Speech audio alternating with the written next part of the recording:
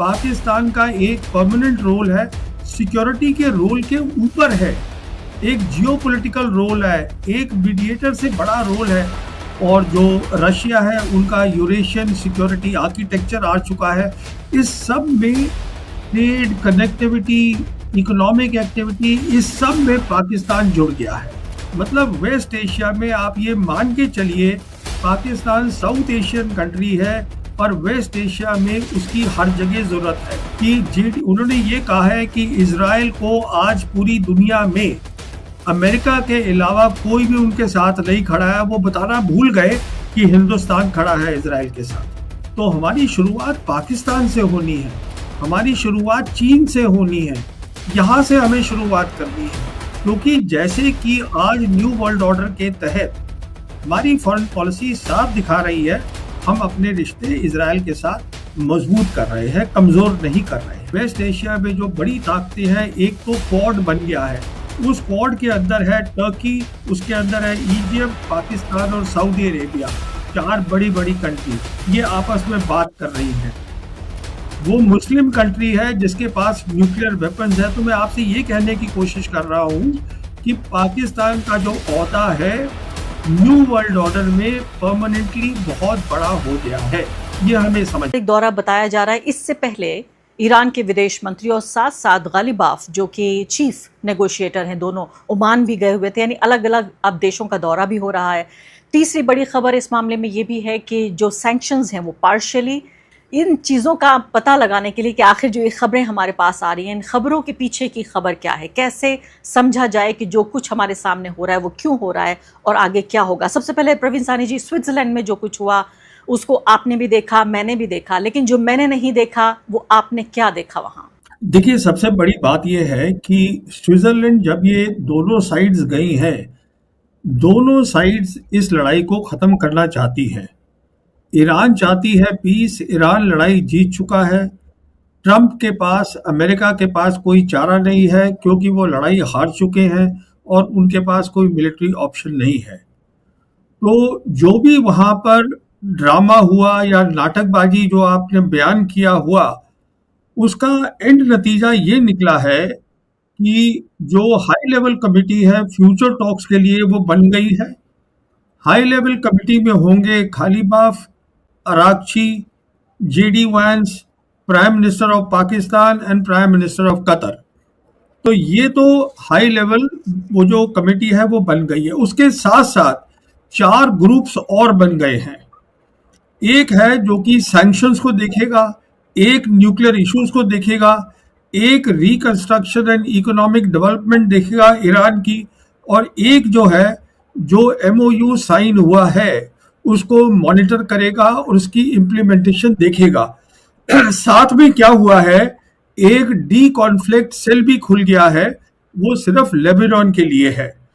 अच्छा, अब जहां तक ये जो 4 ग्रुप्स हैं, इन 4 ग्रुप्स में सैंक्शन, न्यूक्लियर और मॉनिटरिंग ये अभी इस हिस्से पे कोई बात नहीं हुई है। तो जहां तक सवाल ये है कि डी कॉन्फ्लिक्ट सेल है, उसके अंदर होंगे अमेरिका, ईरान, लेबनान गवर्नमेंट और मीडिएटर्स होंगे कतर और पाकिस्तान। इसमें क्या है कि जो इशाक डार हैं, जो फॉरेन मिनिस्टर हैं पाकिस्तान के, जो बहुत ही इंपॉर्टेंट रोल प्ले कर रहा है पाकिस्तान, उन्होंने बताया है बिल्कुल साफ कि जो सैंक्शंस हैं, जो न्यूक्लियर टॉक्स हैं और जो एमओयू को मॉनिटर करना है, ये तीनों चीज़ों पे अभी बातचीत होनी है। अभी इसमें बातचीत नहीं हुई है। आज जो दुनिया मल्टीपोलर हो गई है, वो अपनी फॉरेन पॉलिसी के जरिए से उसको फिर से यूनिपोलर बनाने की सोच रहे थे कि फिर से अमेरिका एक अकेली ताकत बन जाए दुनिया के अंदर। तो वो सब कुछ अब नहीं होने वाला है। ये वेस्ट एशिया में जो लड़ाई हार गए हैं उसके कारण। जहां तक मिलिट्री का सवाल है, उसकी देख रेख का सवाल है, इस पूरी पर्शियन गल्फ जो मैं बात कर रहा हूँ, Persian gulf, state of Hormuz और गल्फ ऑफ ओमान, ये सारी जिम्मेदारी जो है वो IRGC नेवी की है, वो ईरान के पास है। ईरान ही यहाँ से माइंस भी निकालेगा, कोई बाहर की ताकत नहीं आएगी यहाँ काम करने। उसके बाद जैसे आपने ठीक बताया, पाकिस्तान में पहले गए थे उनके प्रेसिडेंट ईरान के, जो कि पेशिशकियान है, वो गए थे अपनी बहुत बड़ी डेलीगेशन लेकर, और उधर ओमान से अराकची, और खाली अराकची जो है वो इधर आ गए हैं पाकिस्तान में। देखिए, हमें ये समझना है कि पाकिस्तान एक ऐसा मुल्क है जिसने बहुत कुछ एक साल में ऑपरेशन सिंदूर के बाद हासिल किया है। पहले मैं आपको समझा दूं क्या हासिल किया है और उसका मतलब क्या है। इस समय देखिए, अराकची जो है उन्होंने ओपनली बताया है, न्यू वर्ल्ड ऑर्डर के तहत, जो दुनिया ने आज तक नहीं देखा है, वेस्ट एशिया में जितनी भी रीजनल प्रॉब्लम है उनका रीजनल सोल्यूशन होगा, बाहर की ताकतें वहां नहीं होंगी। और ये एमओयू में भी लिखा हुआ है अलग तरीके से। कहने का मतलब ये है कि अमेरिका को जाना है वेस्ट एशिया छोड़कर, और अराकची ये कोशिश कर रहे हैं अब, जो कि कामयाब हो रहे हैं, कि सारी जो रीजनल ताकतें हैं वेस्ट एशिया की, वो सब एक साथ मिलजुल के काम करें। अब एक ही ऐसी ताकत है जो वेस्ट एशिया की नहीं है, पर वो वेस्ट एशिया के साथ परमानेंटली जुड़ गई है, और वो है पाकिस्तान। कैसे जुड़ गई है?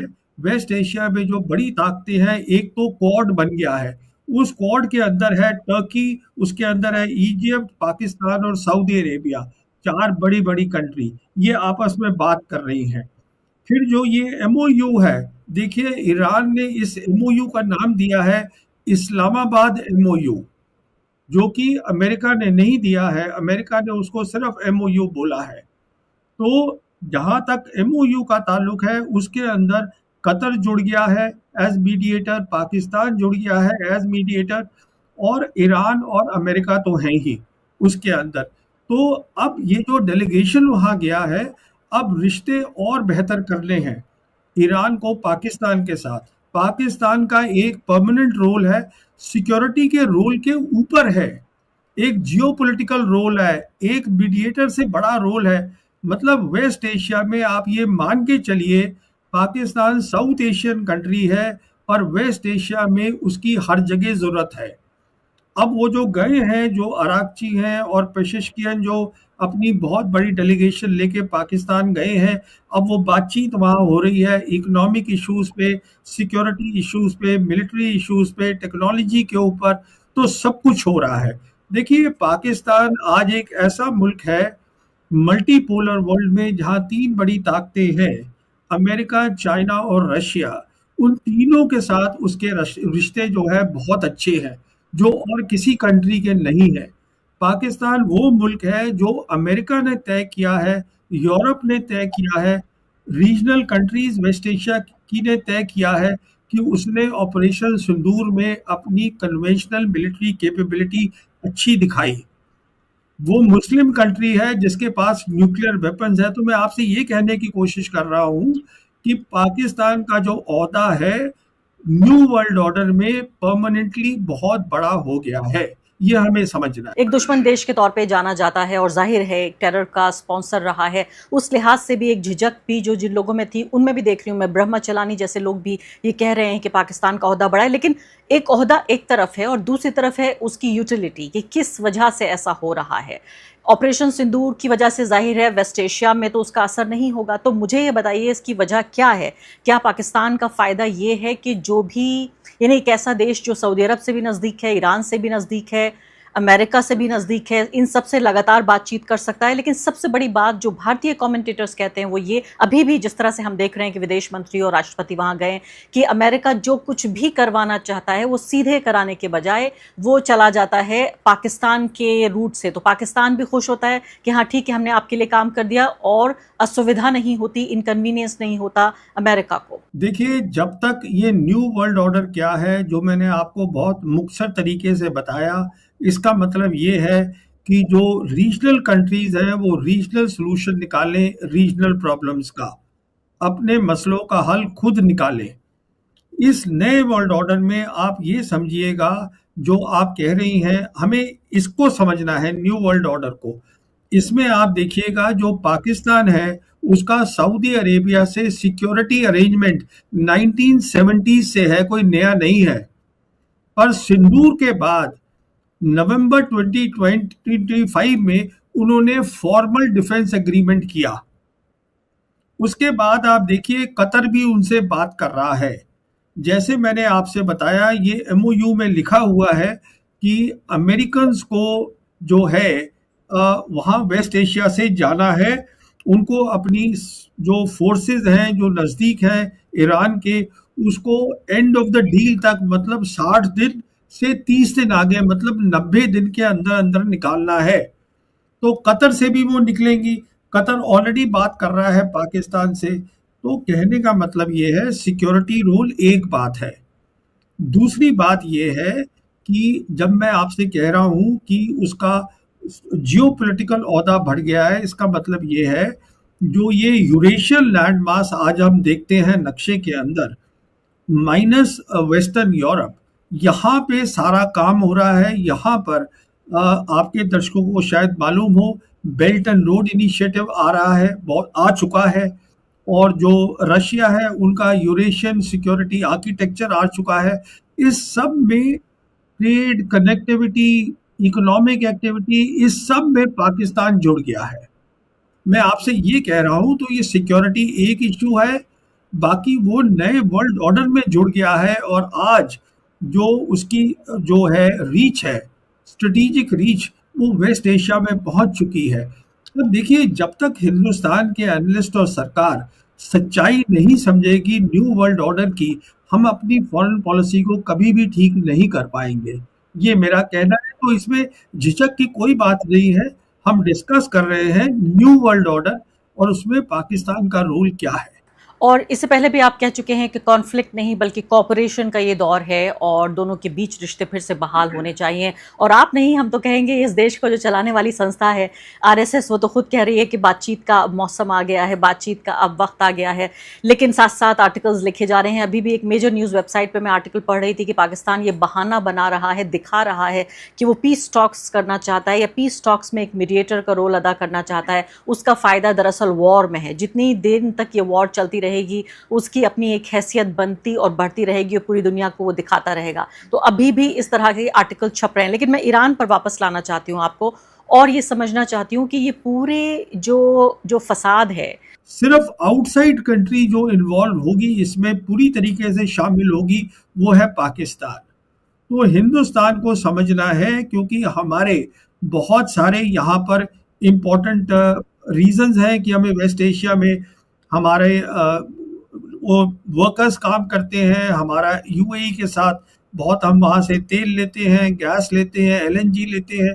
लेकिन मैं फिलहाल भारत की फॉरेन पॉलिसी पे 2 सवाल आपसे पूछना चाहती हूँ इस पूरी वॉर के मद्देनजर। देखिए, सबसे बड़ी बात तो ये समझना होगा कि हमने we have missed the bus. जो हमारे पास एक मौका था वो हम गंवा चुके हैं, क्योंकि हम एक साइड ले चुके हैं। हम जंग से, जब ये शुरू हुई पहला अटैक फरवरी के महीने में, उससे कुछ घंटे पहले ही हमारे नेता नरेंद्र मोदी जी वो इजराइल गए थे और वहाँ की संसद में जाकर उन्होंने इजराइल के साथ जिस तरह का भाईचारा दिखाया, मदरलैंड फादरलैंड वाला वो स्टेटमेंट भूला नहीं जा सकता। इसका मतलब पहले ही उन्होंने साइड ले ली थी। लेकिन कुछ कोर्स करेक्शन तो किया है। ये बात तो आपको माननी पड़ेगी साहनी जी कि जो ये सोच रहा था, भारत भी पूरी दुनिया की तरह, सिर्फ भारत की बात नहीं है, अमेरिका भी सोच रहा था, बाकी दुनिया भी सोच रही थी कि ईरान 3 दिन की कहानी है, तो इसलिए वो इजराइल के साथ खड़े हो गए अपना राष्ट्रहित देखते हुए। लेकिन जब ये लड़ाई लंबी खिंचती चली गई तो भारत ने भी कोर्स करेक्शन तो किया है। क्या कोर्स करेक्शन किया है बताइए। इस तरह से कि मतलब जो हमारे फॉरेन सेक्रेटरी थे उन्होंने जाके, जब खामनेई साहब की जब हत्या कर दी गई तो जाके डायरी में मैसेज लिखा। इसके बाद जो अटैक हो रहे थे उसके बाद उसमें भी ये कहा कि शांति होनी चाहिए। और अभी डोनाल्ड ट्रंप से भी जो उन्होंने मुलाकात की उसमें भी शांति की एक भावना के तौर पर वो सामने आए। देखिए, ऐसा है कि 28 तारीख को फरवरी लड़ाई शुरू हुई है। 25 तारीख को प्रधानमंत्री इजराइल में थे और उन्होंने वही सब बातें बोली जो आप बता रही हैं मुझे। अच्छा, जहाँ तक ईरान का ताल्लुक है, मेरी तो नज़र में है नहीं, मैंने कहीं रिपोर्ट कोई पढ़ी नहीं है कि प्रधानमंत्री ने जो अली खमेनी है, जो उनके सुप्रीम लीडर है, जिसको असैसिनेट करा गया, जिसको धोखे से मारा गया, उसके बारे में कोई कंडोलेंस जाहिर करी। नहीं, प्रधानमंत्री ने नहीं किया। हाँ, तो देखिए ना, फिर आप बात को समझने की कोशिश करिए। मैं जो आपको कह रहा हूँ और आपके दर्शकों को भी कह रहा हूँ, हमने कोई कोर्स करेक्शन नहीं करा है। अभी भी, आज भी जैसे आप और मैं बात कर रहे हैं, डिफेंस मिनिस्टर इजराइल के हिंदुस्तान में है। हमारे डिफेंस मिनिस्टर से उनकी बातचीत हो रही है कि कैसे हमारे रिश्ते और मजबूत होने चाहिए। तो मुझे समझ में नहीं आता कैसे हम कोर्स करेक्शन कर रहे हैं। अगर ईरान हमसे अच्छी तरीके से बात कर रहा है तो वो सिर्फ इसलिए बात कर रहा है क्योंकि हिंदुस्तान और ईरान एक सिविलाइजेशन है, जो दोनों एक दूसरे की पहचान बहुत पुरानी है। इसलिए इसलिए नहीं बातचीत कर रहे हैं कि हमारी सरकार के कारण, इसलिए बातचीत कर रहे हैं क्योंकि ब्रिक्स के वो भी मेंबर हैं, एक बहुत वाइज लोग हैं, समझदार लोग हैं। तो मैं समझता हूँ हमें कोर्स करेक्शन करने की जरूरत है। और शुरुआत अगर हम समझ रहे हैं न्यू वर्ल्ड ऑर्डर को, तो हमारी शुरुआत पाकिस्तान से होनी है, हमारी शुरुआत चीन से होनी है, यहाँ से हमें शुरुआत करनी है। क्योंकि जैसे कि आज न्यू वर्ल्ड ऑर्डर के तहत वेस्ट एशिया में रीजनल प्रॉब्लम का रीजनल सॉल्यूशन निकल रहा है, वैसे ही भी हमें साउथ एशिया में रीजनल प्रॉब्लम की रीजनल सॉल्यूशन चाहिए। अमेरिका हमें यहाँ नहीं चाहिए। हमें अपनी फॉरेन पॉलिसी अमेरिका के साथ नहीं जोड़नी है, जो हमने जोड़ रखी है पूरी तरीके से इजराइल के साथ जोड़ रखी है।